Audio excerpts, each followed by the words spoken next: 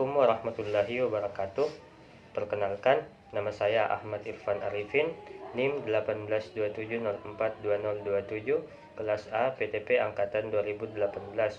Pada video kali ini, saya akan menjelaskan mengenai analisis protein, analisis lemak, analisis mineral, dan analisis vitamin. Yang pertama adalah analisis lemak. Analisis kadar lemak menggunakan metode Soxhlet. Metode ini dilakukan dengan proses ekstraksi, di mana ekstraksi adalah proses pemisahan suatu zat berdasarkan perbedaan kelarutannya terhadap dua cairan berbeda yang tidak saling larut. Pada metode Soxhlet ini, sampel yang dianalisis berupa padatan, misalnya dibuat menjadi halus, kemudian diekstraksi. Adapun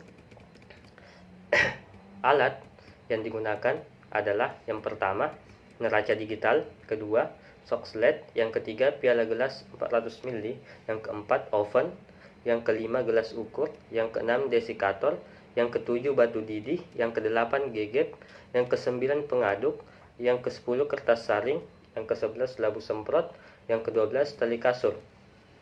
Adapun bahan yang digunakan adalah yang pertama, sampel wafer, yang kedua, heksana. Adapun prosedur kerja, yang pertama, timbang sampel wafer 5 gram. Yang kedua, masukkan kapas penutup pada huls, dilipat dan diikat rapi. Yang ketiga, timbang labu lemak dengan batu didih. Yang keempat, huls dimasukkan ke dalam Soxhlet dengan heksan hingga melebihi tinggi pipa kapiler dan mengisi 1/2 V labu. Yang kelima, kemudian diekstrak selama kurang lebih 2 jam pada suhu 60-70 derajat Celcius. Yang keenam, lalu heksan yang digunakan disuling kembali. Yang ketujuh, selanjutnya dikeringkan di oven pada suhu 105 derajat Celcius. Setelah itu didinginkan dalam desikator dan ditimbang hingga didapat bobot. Pemanasan, pendinginan, dan penimbangan dilakukan berulang hingga diperoleh bobot tetap. Yang kedua adalah analisis protein. Analisis protein penting sekali karena bertujuan untuk mengetahui jumlah kandungan protein dalam suatu makanan. Analisis protein ini menggunakan metode Kjeldahl, terdiri dari 3 tahap, yaitu destruksi, tahap destilasi, dan tahap titrasi. Adapun alat yang digunakan adalah yang pertama, labu Kjeldahl 100 ml, alat destilasi, buret,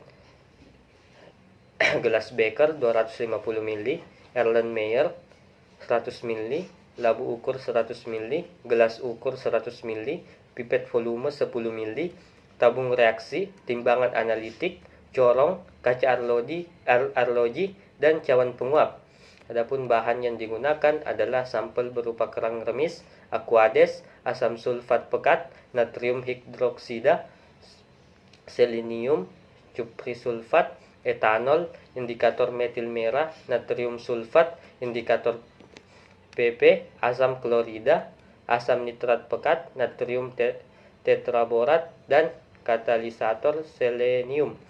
Adapun prosedur kerja, metode Kjeldahl terdiri dari 3 tahap, yaitu tahap destruksi, tahap destilasi, dan tahap titrasi. Tahap destruksi, ditimbang 1 gram sampel yang telah di blender, masukkan ke dalam labu Kjeldahl 100 ml, kemudian pipet 10 ml asam sulfat pekat, masukkan ke dalam labu Kjeldahl. Tambahkan katalisator atau campuran selenium untuk mempercepat destruksi. Kemudian labu Kjeldahl tersebut dipanaskan dimulai dengan api yang kecil. Setelah beberapa saat, sedikit demi sedikit api dibesarkan sehingga suhu menjadi naik.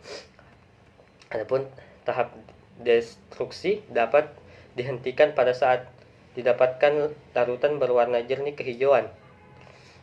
Tahap destilasi, hasil destruksi yang didapatkan kemudian didinginkan. Setelah itu diencerkan dengan aquades sampai 100 ml. Setelah homogen dan dingin, dipipet sebanyak 5 ml. Kemudian ke dalam labu, kemudian masukkan ke dalam labu destilasi, tambahkan 10 ml larutan natrium hidroksida 30% melalui dinding dalam labu destilasi hingga terbentuk lapisan bawah larutan asam. Labu destilat dipasang dan dihubungkan dengan kondensor, lalu ujung kondensor dibenamkan dalam cairan penampung.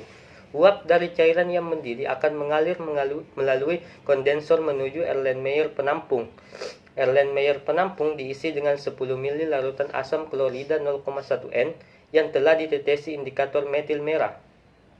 Cek hasil destilasi dengan kertas lakmus. Jika hasil sudah tidak bersifat basa lagi, maka penyulingan dihentikan.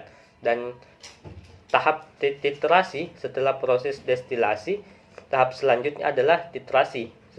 Hasil destilasi yang ditampung dalam Erlenmeyer berisi asam klorida 0,1 N ditetesi indikator metil sebanyak 5 tetes, langsung dititrasi dengan menggunakan natrium hidroksida 0,1 N.